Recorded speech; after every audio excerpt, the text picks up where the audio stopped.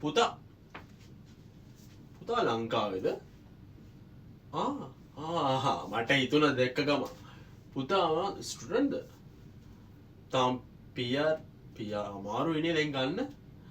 අපේ පුතාලා නම් දැන් අවුරුදු 15කට විතර කලින් තමයි මෙහි ආවේ. ආවා කියන්නේ මෙහි ආණ්ඩුවෙන් ඒගොල්ලන්ව ගෙන්න ගත්තා.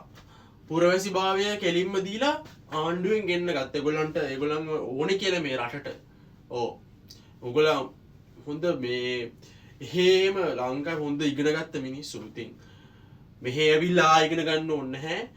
මෙහෙ ඇවිල්ලා ඒගොල්ලන්ට උදව් කරන්න, ආණ්ඩුවට උදව් කරන්න කියලා ඒගොල්ලෝ ගෙන්න ගත්තා මෙහි. ඔව් දැන් මේ මං ආවේ මේ පුතාලගේ ළමයිව බලාගන්න දැන් මායි නෝනයි තමයි මෙහි.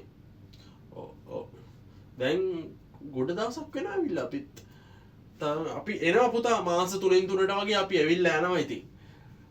අපි ඇවිල්ලා යනවා මාස 3න් 3ට වගේ.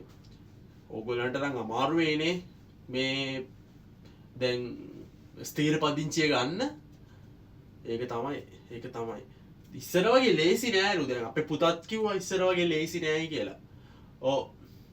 මොකද මගේ වයිෆ්ගේ මල්ලිගේ පුතා එන්න හදලත් එයාටත් බැරි වුණා.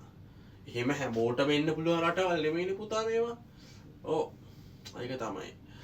ඔයාලා බලන්න ඉතින් කෝ මෙහි බැරි නැති ලංකාවට ආය යන්න පොඩ්ඩක් බලන්න. එකක් හරි තියෙන්න එපා. මෙහි ඉන්න බෑ ලංකාවේ හරි ඉන්න එපා. ඔව්. යන්න.